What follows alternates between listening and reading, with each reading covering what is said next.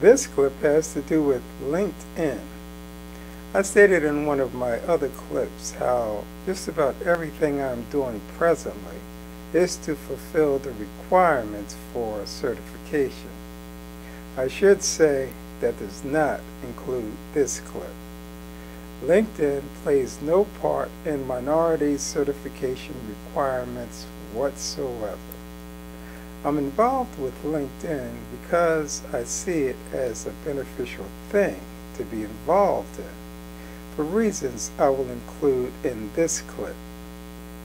Before I get to the gist of this as the follow-up to my previous talk about LinkedIn, I'll mention something I perhaps should have included prior to closing out the other clip, and that is this. LinkedIn ain't going to do anything for you that you can't do for yourself, meaning it's a tool. In much the same way are the traditional tools, such as a hammer or a wrench or pliers. If I never pick up that hammer, it'll just lay there and do nothing. But if I have that wrench in my hand and make the most of how it is used, then I stand to get a lot more out of it. Similarly is LinkedIn a tool. If you never utilize it to get the most out of it, then it will just lay there and do nothing. Hence the reason a lot of people I know, and probably you know as well, never get beyond creating an individual profile, exchanging a few messages, and then end up the same way I did months ago, having not used it in such a long time that I didn't even remember where I last put its forgotten password. LinkedIn is what you make of it. If you never make anything of it, then you'll never get anything out of it. Its main function is to aid you in making and keeping professional contacts with others, but not just any kind of professional contacts, specific ones. When I finally got myself back on it after an absence of years, the first thing I did was take a look at all those my account had connections with, the majority of whom were friends of mine in real life, which made me scratch my head and wonder, why do I have a LinkedIn connection with some of them? I automatically started disconnecting with a lot of them. This person, that person, the other person, all the way down to a lot less than I had. I have a reason for being on it now. I'm starting up a business. A fundamental feature of LinkedIn is to establish a connection between two people, such as you and me. The way it works is either I send you a request for us to connect, or you send me one, and the other of us accepts that connection request. Hence, we become connected. Since I'm back on it with a newfound purpose, I'm paying more attention to the connections I have and screening more carefully connection requests which come in from now on. You may have a profile on LinkedIn. You may notice me on it as well. Then you think to yourself, I'm going to send Ricky a connection request, and you do. But suppose the job you have is a mundane job. You don't particularly like it, but you're going to keep it anyway because you've had it for years. Your salary is not the greatest, but it's okay. Besides, you have a good retirement package to look forward to when that time comes. My question to you would be, why are you sending me a connection request? We really don't have anything to talk about. You're working a dead-end job and not looking to move from it. You may consider yourself to be a working professional and might truly be one, but none of those are valid reasons for us to make a connection on LinkedIn. If you are retired, that does not automatically disqualify you from my consideration for us to have a connection, so long as there is some reason for us to connect. Perhaps you found a new passion you are into. I'm retired myself from civil service. Now I have a completely new venture to look forward to. All of this leads me into the reason I'm back making a follow-up clip about LinkedIn in general. It was only weeks ago that I posted the previous segment on this topic, believing at the time that would be it. I'd post that clip and that would be that. Almost all there is which needs to be said about this form of social media.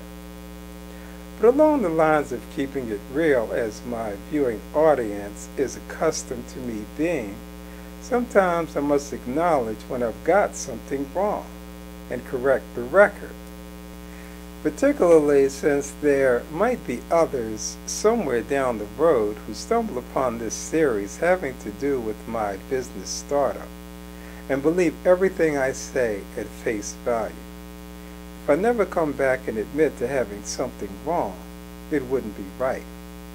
I believed everything I said in that other clip at the time I was saying it. I also thought there would be no reason to devote another entire video to something such as LinkedIn. I think my head was in the right place then, but had not taken the time to learn a few more things about the platform the way I have now. And I'm not even saying this follow-up clip will be all there is to say about it. There might be another one or two. Because one of the things I've learned is that LinkedIn is a deep social media platform. I'm talking layers deep, which at the time may be complicated to try and explain. But in a way it's good. It is a lot more to it than I originally thought. As mentioned before, there are the individual profile pages. From there, should you decide to, you can create a company page, sometimes referred to as a business page, where company page and business page mean the same thing. It might even be possible to have more than one company page for those who are into several different things at the same time. I don't know. I'll let you know what I find out. My objective in getting back on LinkedIn was to stand up the business I'm starting up, which is Brooks Builders of Philadelphia. I did take a moment to clean up some of the things on my individual profile page, such as adding the title I had during my career in the federal civil service with the word retired in parentheses. But as far as everything else to do with what I was doing on LinkedIn, I was more interested in drawing attention away from myself individually and to my company page. I created a page for the business. I even duplicated every episode I had done on my YouTube channel on the business page. I did not link those clips from my YouTube channel because somewhere I read LinkedIn does not like it when you do that. They prefer your videos be uploaded directly onto LinkedIn. So I had the company page built, the video series started. I thought it was off to the races. But then I ran into a snag, which was how to draw attention to the business rather than to myself. I can establish connections with other people. How do I get them to notice my business page, or even know that I have one at all? What I found out is the way LinkedIn is designed, it is more interested in people-to-people connections more than anything else, more than people-to-business connections or business-to-business connections. Just about everything I do on it has in some way evolved around my individual connections with others. There is no way I know of to point others in the direction of my business without my direct interactions with them first, because that's what it's based on, people-to-people connections. At the time I was getting myself back on months ago, I discovered about a little-known feature offered called recommendations, which is a way of throwing together a few sentences about a person to reflect them in a positive light. which can be done for personal friends which you've known for a long time, or for people you've worked with for a long time, or for someone you hardly know at all. I would be interested in taking the time to put together a few lines to speak good about some of those I'm connected with. I believe the benefit of having recommendations on your individual profile page is that, suppose you are job seeking, potential employers desire to check out your profile page on LinkedIn. The recommendations you have listed behave as would personal references or professional references.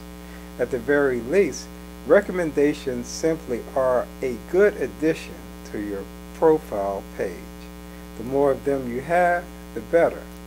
I should also add, many of them are done in a tit-for-tat way.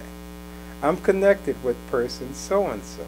I ask them to hit me up with a recommendation, promising to do likewise for them.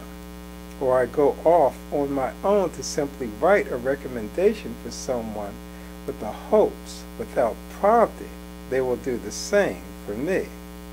A lot of people don't know about recommendations because they've never bothered to learn. Plus the fact they take time. If you're going to write one, obviously you would write something very different about someone you've known personally for a long time than you would for someone you've just met. Since recommendations are a little known feature on LinkedIn which no one really has time to bother with, why even bring them up? Because for me, they will become major. On the desktop file of my PC, I'm cataloging business card information from all those I've collected over the past several months.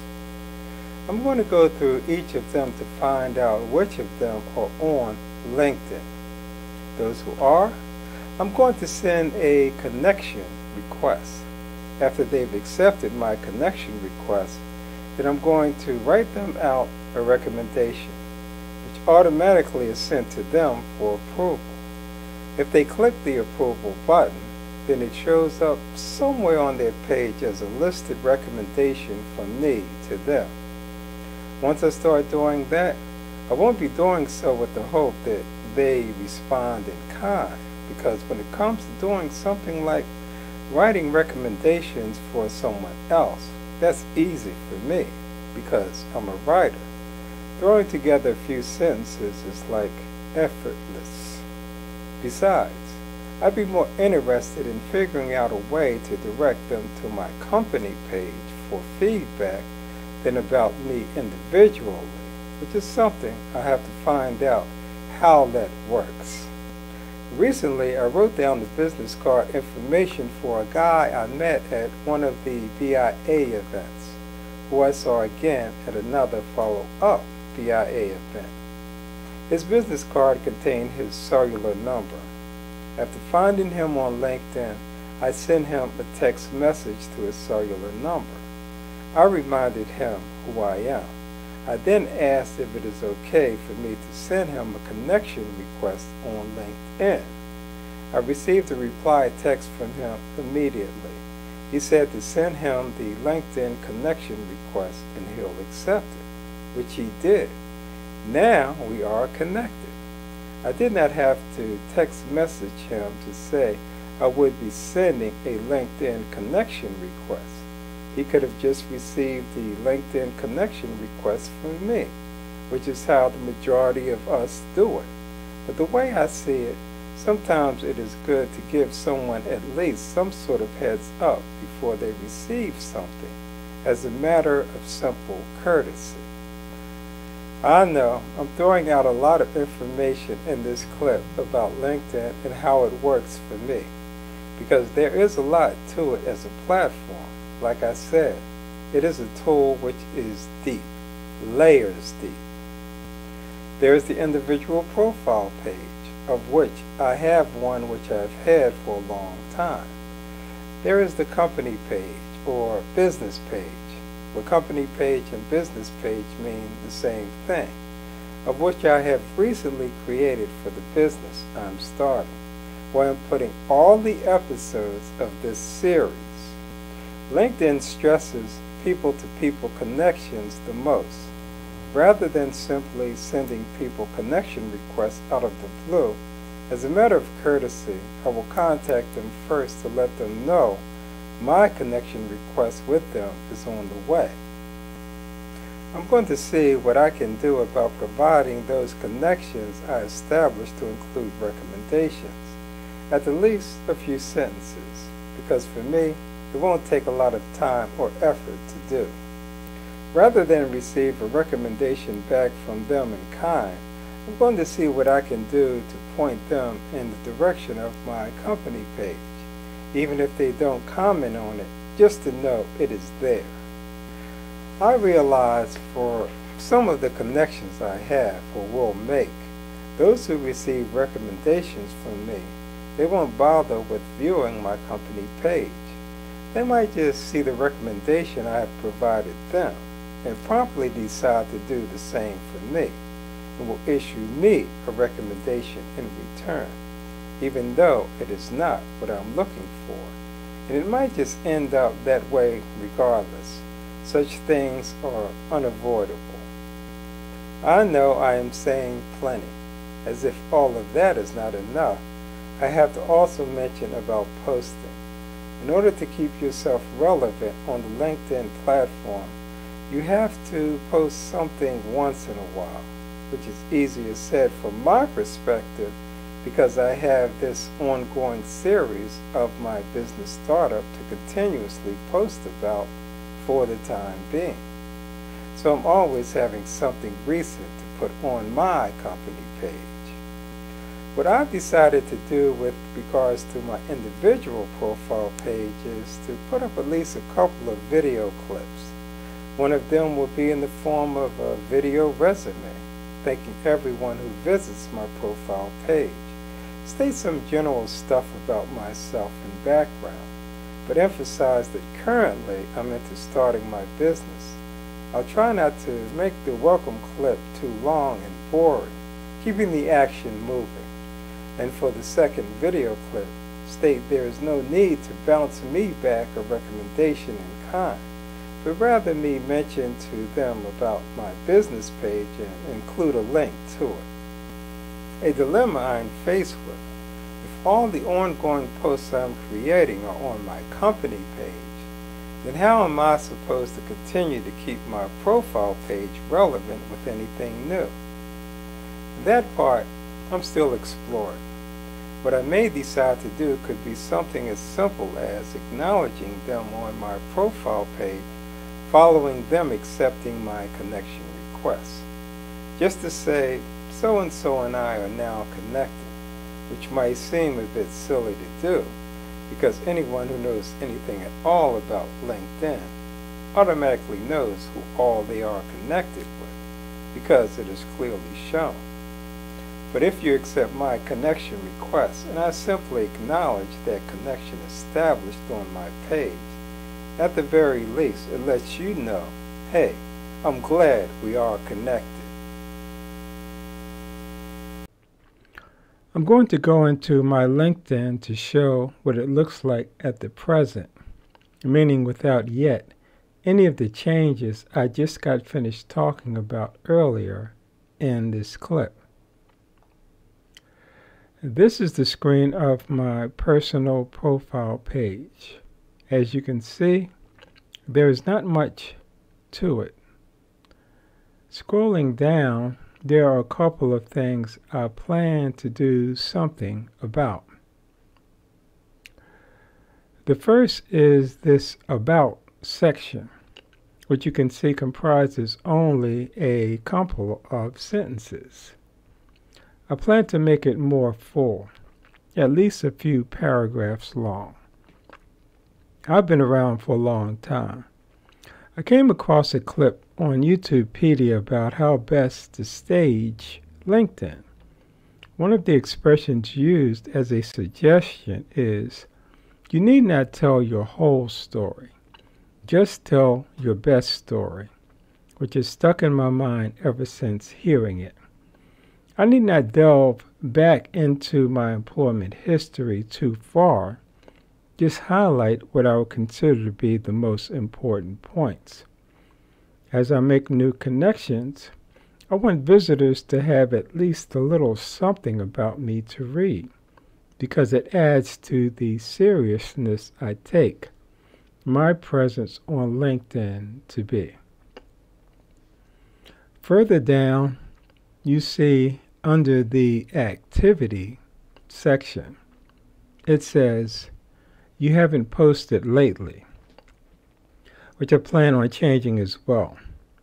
Putting up those two clips I mentioned earlier, one of which will be a combination welcome and thanks for visiting my profile page / here is some bio information about me / the main thing going on with me now is the launching of my business. And then there will be the other clip in which I will mention specifically about the other company page I have, including a link to it. I also said I might use my posting area to acknowledge whatever new connections I establish. The main thing visitors should see on my profile page is ongoing activity on the LinkedIn platform. I could do things backwards. I could simply start sending out connection requests. But then after they connect with me, they come here to find only this stuff? What does that say about me? Not a whole lot. The other page I have is this, my company page, of which activity is no problem at all. It shows all of the series clips I have been putting up, the most recent one being episode 12. And the others follow in reverse order in which they were posted.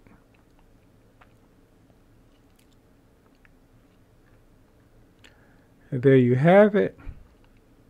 It's what my LinkedIn looks like today.